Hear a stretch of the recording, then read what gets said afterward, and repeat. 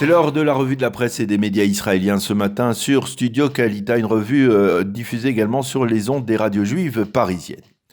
36 heures après la clôture du dépôt des listes électorales pour la 23e Knesset et après les dramatiques mouvements d'alliance, plus ou moins réussis, à la droite du Likoud et à la gauche de Bleu-Blanc, le Yediot Aharonot résume la situation d'un seul titre: la campagne passe à la vitesse supérieure. La preuve en est, les sondages diffusés hier soir par les 3 principales chaînes de télévision, des sondages qui, au niveau des partis, ne fournissent pas obligatoirement les mêmes résultats, mais au niveau des 2 grands blocs principaux, nous font comprendre que ni Bleu-Blanc ni le Likoud ne disposent encore des 61 députés nécessaires pour former, au lendemain des élections du 2 mars, une coalition majoritaire. Selon le sondage de Cannes, la chaîne publique, la chaîne 11 israélienne, l'écart se creuse entre le Likoud et Bleu-Blanc. Il est de 5 mandats en faveur de la formation conduite par Benny Gantz, 36 à 31. Selon le sondage de la chaîne 12, la donnée la plus intéressante est que le bloc de droite sioniste religieux obtiendrait 10 mandats contre 8 pour le bloc de gauche Meretz travailliste.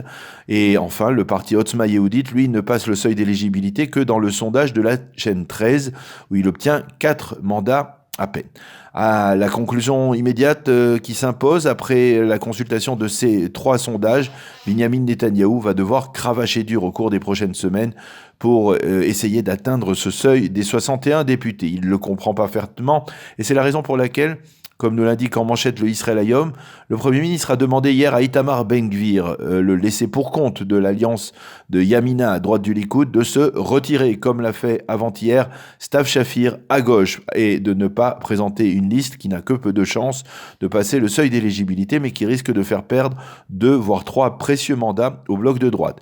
Ce à quoi Itamar Ben-Gvir, qui on le sait n'a pas sa langue dans sa poche, a rétorqué: et vous, monsieur le Premier ministre, pourquoi ne vous retirez-vous pas ? Selon le Israël Hayom, les responsables de Bleu-Blanc admettent que l'union de la droite pourrait porter atteinte à leur parti, une affirmation qui ne se confirme pas pour l'instant, donc dans les sondages.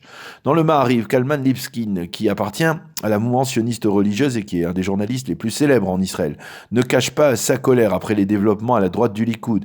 Il s'en prend en particulier à Rafi Peretz, le leader du foyer juif, et à Naftali Bennett de la Nouvelle Droite, qui sont pour lui les fossoyeurs du sionisme religieux, et pour Bennett, de manière plus spécifique, le responsable actuel de l'absence d'un gouvernement de droite aujourd'hui.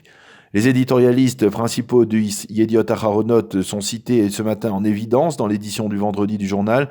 Pour Nahum Barnea, la formation de la liste Yamina est un échec pour Bennett. Il rêvait d'une formation combattante, progressiste, qui puisse être une alternative au Likoud pour ceux qui ne veulent plus voter Netanyahou. Au bout du compte, il récupère une alliance avec un homophobe qui ne comprend rien à la politique.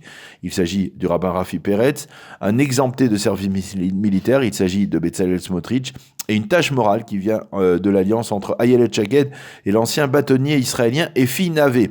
Et même si Ben-Gvir ne sera pas là, dans cette campagne, son esprit sera présent puisque Smotrich y veillera particulièrement. Approche totalement différente de l'analyse de Sima Kadmon, toujours dans le Yediot Aharonot. Bennett a toutes les raisons d'être satisfait, écrit-elle. Il est à la tête de la seule formation à la droite du Likoud, une formation idéologique qui représente le sionisme religieux, mais il ne faut pas s'attendre à ce que ses relations avec Netanyahou s'améliorent, parce que finalement le Likoud n'a plus que l'union de la droite comme rival. Amit Segal, le célèbre analyste de la chaîne 12, qui lui-même un pur produit du sionisme religieux, tente d'expliquer comment le rabbin Peretz a pu prendre une décision qui est un pur suicide politique en acceptant de rejoindre Bennett et en trahissant Ben-Gvir. Et puis Segal nous explique un point important: pourquoi, selon lui, il n'y aura pas d'ici les élections de vote pour ou contre la levée de l'immunité parlementaire de Binyamin Netanyahou. Encore un avis à mentionner dans le Yediot Aharonot, celui du Rav Yitzhak Levi, qui fut le leader du Parti national religieux à la fin des années 90 et qui ne cache pas, avoue déplorer les développements qui se sont produits avant-hier soir, mais il y voit aussi le bon côté des choses et affirme que Yamina, c'est effectivement l'ensemble, selon lui, des tendances idéologiques du sionisme religieux. D'ailleurs, ce matin, le Yediot Aharonot insiste dans l'un de ses titres, en première page de son édition, sur les pressions dont Yuli Edelstein fait l'objet de la part des proches du Premier ministre, mais aussi de la part des responsables de Bleu-Blanc. Les proches du Premier ministre le somment de tout faire pour retarder au possible la réunion en plénière de la Knesset, qui est actuellement dissoute, une Knesset qui doit débattre et voter en faveur de la formation de la commission parlementaire chargée d'étudier la demande d'immunité du Premier ministre. Mais au sein de Bleu-Blanc, on menace Edelstein.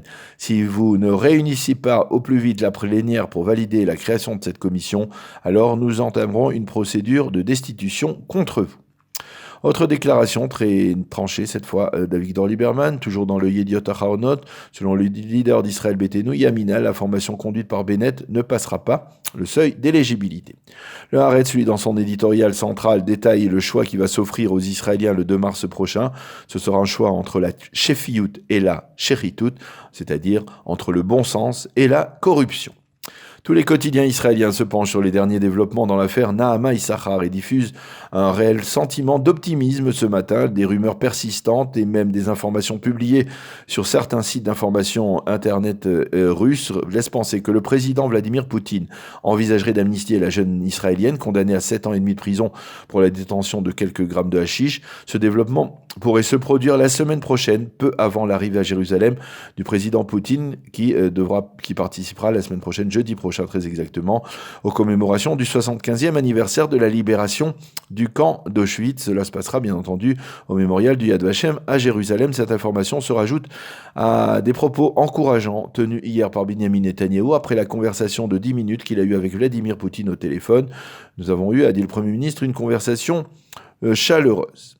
Le Maariv, sous la plume de son correspondant à Paris, Gidon Kutz, annonce qu'Emmanuel Macron a finalement décidé de profiter de sa première visite officielle en Israël depuis son arrivée à l'Élysée pour débattre des chances de relance du processus de paix. À l'origine, Emmanuel Macron avait choisi de se focaliser lors de sa visite la semaine prochaine à Jérusalem sur la Shoah et la lutte contre l'antisémitisme dans le cadre de la commémoration du 75e anniversaire de la libération du camp d'Auschwitz, à laquelle il participera donc également au Yad Vashem.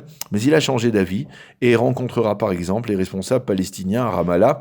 Il a toutefois souligné qu'il ne sera pas porteur d'un plan de paix régional et a déclaré que cette visite en Israël est très importante pour lui. Fin de citation.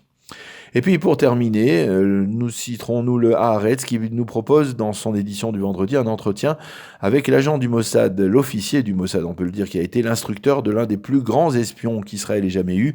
Il s'agissait de Marwan Ashraf, qui fut le gendre de Gamal Abdel Nasser, l'ancien président égyptien, et qui avait informé les Israéliens de l'imminence d'une guerre à la veille de la guerre de Kippour.